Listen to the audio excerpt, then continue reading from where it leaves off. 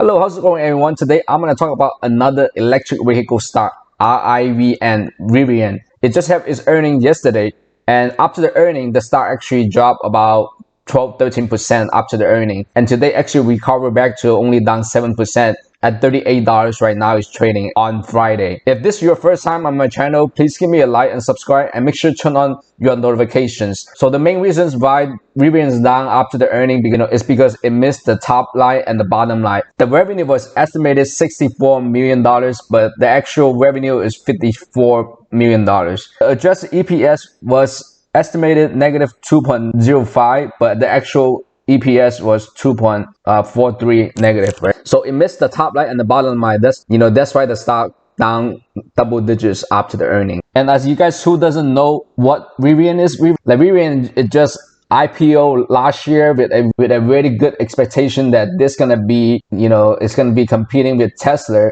So the stock came out, it went all the way to $180. That peaked out $180, and now starting the downtrend, since then, and it just hit the rock bottom to $35 after this earning, right? But the analyst average target price still at $104. There's 11 analysts that's forecasting that it's still above $100. So from this price right now, $38. So from $38, so you're looking at about 180% of upside here. Based on 11 Wall Street analysts is forecasting that the price will be $104, right? So is that 180% upside, is it justified or not? So the main reason I want to point out that is all because Amazon is already pre-ordered 100,000 vehicles from Rivian, and they have a strong partnership, with Rivian. So that's another reason that Rivian's, market cap is still sitting at, $34 billion right now. At the time that Rivian was IPO, and it's still a pre-revenue company. So which that means that it generates zero revenues, but it came out with billions of valuations. That was how crazy the market was at 2021. A lot of pre-revenue company that came out IPO or through the SPAC, without generating any revenue. It's just a speculation that those companies would be a super growing company, and they came out with billions of valuations. That's another reason that you see all those high speculated stocks like EV stocks, tech stocks that with very low revenue and with high expectation that they're gonna be a grow company, and those are stocks that are bidding down so badly, right? And as you can see, Rivian right now is going down to $35 or $38 and still valuing at $34 billion. And let's take a look at their financials. Is that justified or not? You based looking at the technical analysis right here, the downtrend still keep going. As you can see, the downtrends keep going. It was making a pretty strong support at like $65 to $70 at that point, a few months, right? But then after the downtrend broke, remain on the downtrend, as their production is still pretty low right now, right? Company like this that definitely need a lot of cash to to sustain the business.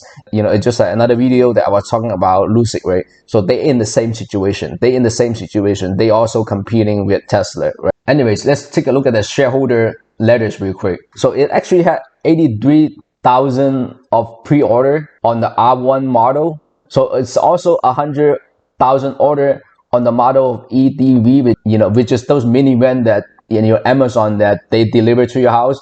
They're gonna come. So Amazon is planning to converting all those vans to a electric vehicle, and they use Rivian to do so, right? This is one of the main reasons that a lot of people buy into Rivian and have the hope for the Rivian is gonna be the next big EV company in the US, because Amazon was investing heavily into it, and Amazon is a big supporter and big partnership with it, right? And also have 11,000 employees that is working and get the factory going and get the productions going, right? As right now, they only have 3 type of vehicle that is launched in the US, which is, R1T and R1S and EDV. So one of them is the truck, and the other one, the SUV, and the, and the EDV, which is those mini commercial vans that they actually deliver, products. So far they only deliver 240 something thousand vehicles. I mean, that number is pretty small, but they at least already producing some sort of vehicle, and instead of they haven't have any production at all, right? Okay, over here, let's take a look at their financial number. And their total revenue on Q4 2021 was 54 million, which is they delivered 909 vehicles. And for the fiscal year of 2021, total revenue is 55 million, which is they delivered 920 total vehicles. That number is pretty tiny for the vehicle number that they deliver, and plus the revenue that they generate, right? But we always looking at the long term and to see if they be able to deliver more vehicles. The production number on electric vehicle companies is really important. That's the number that all the investors and the analysts are looking at, and that number would be generating all those revenue that for them to cover all those operating costs and operating expense, right? You look at the gross profit, right? They actually losing. So they're actually losing $383 million just for quarter alone, right? Those numbers you need to monitor because they're pre-revenue company. Look at you look at the operating expense and operating loss. The total operating expense for Q4 2021 grew to $2 billion compared to $350 million in Q4 2020.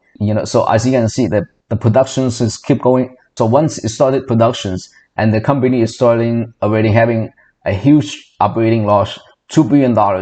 Okay, since they have $2 billion, like where the money they spending on, right? And they spend $726 million on research and development, which is, you have to expect that there's a lot of research and development expense into a company like this because they just started, right? It's a pretty new startup, right?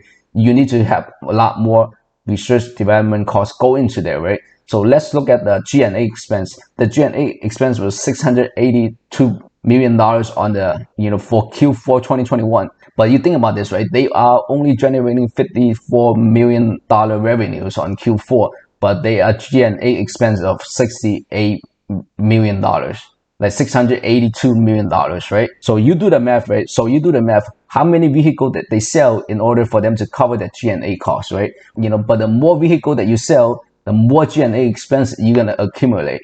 So their total net loss on Q4 2021 was $2.4 billion compared to $350 million on the same quarter of last year. Okay, most importantly, and see how much cash they have right here that they can be able to sustain this kind of cash burn, right? So they have $18 billion in cash on hand right now. But you think about this, right? Q4 2021, they already burning $2.5 billion cash already on their net loss, and how many quarters that's gonna be, right? Like they're possibly gonna last you another 8 to 9 quarters, right? So which is another 2 years or 2 years and a half, with the current cash they have on hand, right? But hopefully the production start picking up, like the more they get into the productions, they're gonna have to control the cash burn, right? They're gonna look at the G&A expense. They need to analyze that G&A expense, where to cut costs from there.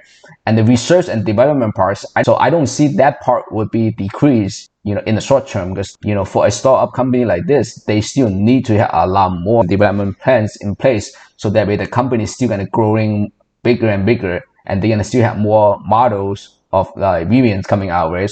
So, since right now Tesla is dominating the whole market, right? So when you're looking at the market cap, right? So Tesla is closer to $1 trillion market cap, and you're looking at EV companies like LUCID and Rivian, and they have about like $30 billion market cap. Grow, like they still have a lot of room to grow, right? But in the short term, that you want them to survive, right? You want them to have the liquidity to survive, right? Like in the long run, they could be a pretty good investment, right? But in the short run, you have to consider of the risk that young company like this, could potentially run into a liquidity issue, right? Okay, guys, I hope this video is helpful for you guys. And if you think this video is helpful, please give me a like and subscribe, and make sure to turn on your notifications for the next video. Thank you, guys.